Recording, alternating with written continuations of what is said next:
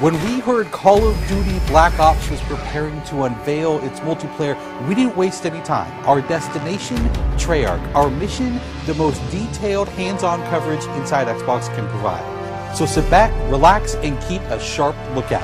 Every feature you hear about in this preview has never before been done in a Call of Duty game.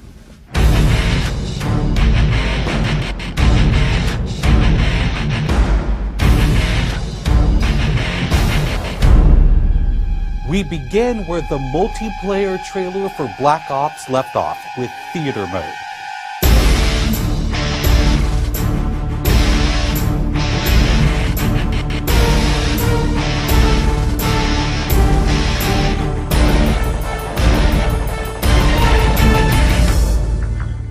Dan Bunting explains. You can switch the camera from any player's perspective in both first person and third person.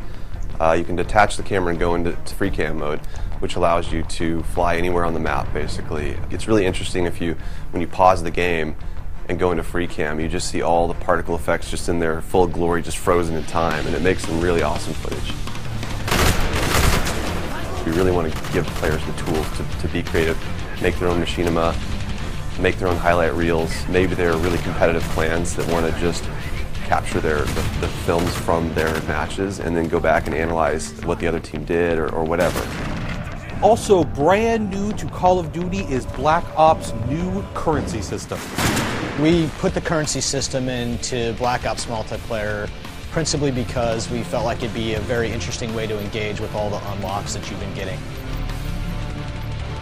So one of the things that's really fun about currency is instead of being specifically told at a specific level what you're going to get, we're unlocking features by level, but then once the feature is unlocked, you can purchase any component of that feature with the currency directly. Of course, when you got a little currency jingling in your virtual pockets, nothing feels better than putting it on the line against your fellow players. Say hello, everyone, to wager matches. When we were developing the wager match game modes, we went through a whole bunch of ideas to find the 4 that we were going to use to ship inside the game. And really, if it wasn't people screaming in joy and frustration when they were sitting around the office playing, it wasn't good enough to be a wager match. Wager matches are all free-for-all modes, and they exist separately from the standard playlist. They include game modes like Gun Game, where you're in a race to score a kill with 20 different weapons, beginning with pistols and advancing through ever more explosive weaponry.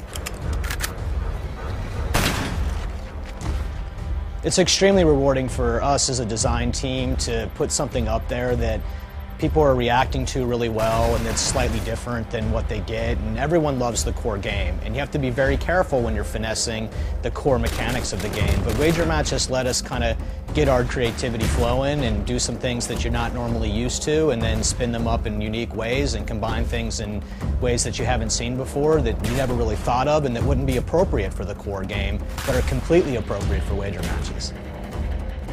While the classic Call of Duty challenge system is still very much in place, Black Ops is also adding a new feature called contracts.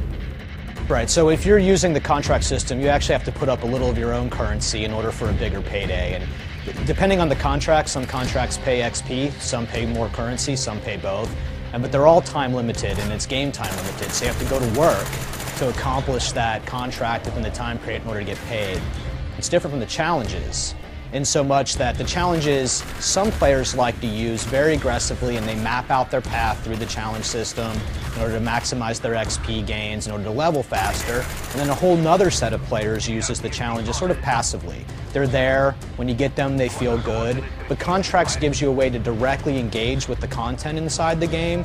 It says, hey, I'm an SMG guy, I want SMG based contracts, I'm going to chase my contracts and I'm going to get paid. And that's fun. Another focus for Black Ops is player customization, including things like unlockable face paint, unique perk-specific character models, and a whole lot of weapon customization.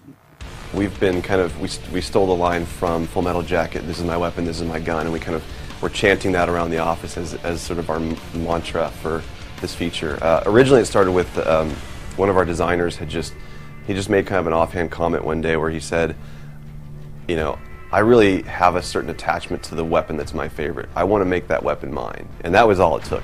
So from there it was just, what are the things that are cool? It's like, put your clan tag on your gun, of course. And we've got, the emblem editor by itself is an element of creativity for players. And then the reticles, of course, so why not give people the option to click what kind of red dot they have. Maybe they don't like a dot, maybe they like a circle, maybe they like a triangle, maybe they like a standard crosshair, maybe they just want a line. And then there is combat training, which allows you to get comfortable with the trappings of multiplayer by competing in matches against AI-controlled opponents. You know, it's our hope that combat training can convert people who are largely single-player gamers who might have, dabbled around in multiplayer but never made that leap to playing online, and give them kind of this experience where they can get familiar with the mechanics and features and systems that multiplayer has, but they can do so at their own pace, they can do so without someone screaming in their ear what a noob they are, and practice up and then join the competitive fold.